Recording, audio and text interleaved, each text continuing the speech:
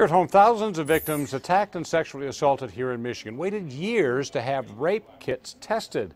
Meanwhile, their attackers were still out there. Yeah, most now of the 11,341 rape kits were in Detroit, and it was part of a nationwide investigation that found that they were never tested.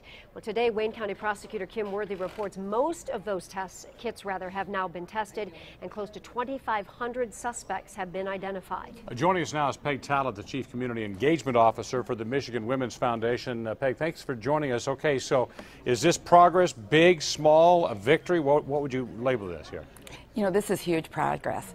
When we're able to tell those who had been sexually assaulted decades ago that we finally care enough to bring justice to you, it's important for the city, it's important for the county, it's important for all of us, and most of all, it's important for those women who were subjected to the worst kind of treatment and then didn't get justice. Yeah, I think it's hard to believe. I think people still shake their head when they think about the fact that these kits were out there as long as they were.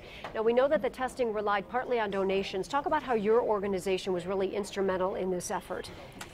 Last year, it was brought to the attention of Michigan Women's Foundation by Kim Worthy that there was no progress in getting the funding necessary to test these kits. It's a very expensive process, and it's very labor-intensive after the kits are tested to then go ahead and do the investigations and to do the prosecutions.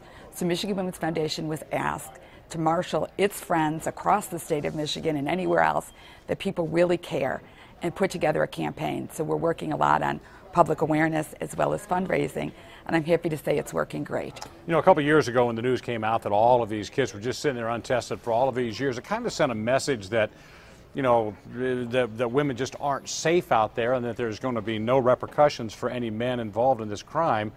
Now, we've kind of flipped the script on that now, haven't we? Absolutely.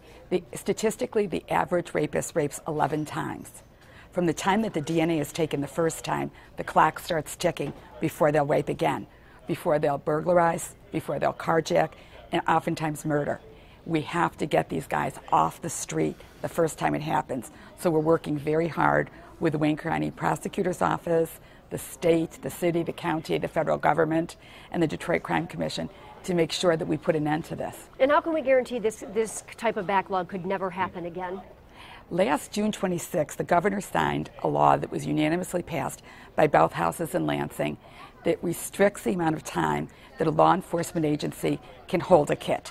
So I'm happy to say that there would be great repercussions for any jurisdiction that doesn't jump on getting these kits tested, get them back from a forensically accredited lab, and get some investigation going. What happened in Wayne County, though, they just ran out of money, and that's why they didn't get tested for all of those years. What happens if we get in that same problem again? I mean, the finances aren't that strong in Wayne County. They may just run out of money again. Well, it's our hope that the state will step in. The state's being very helpful with the backlog. The federal government is. It's our hope that this will shine a light on it so that it can't happen again. Peg Talent, thank you so much. Chief Community Engagement Officer for the Michigan Women's Foundation. Thanks for all your work on this. Thank you.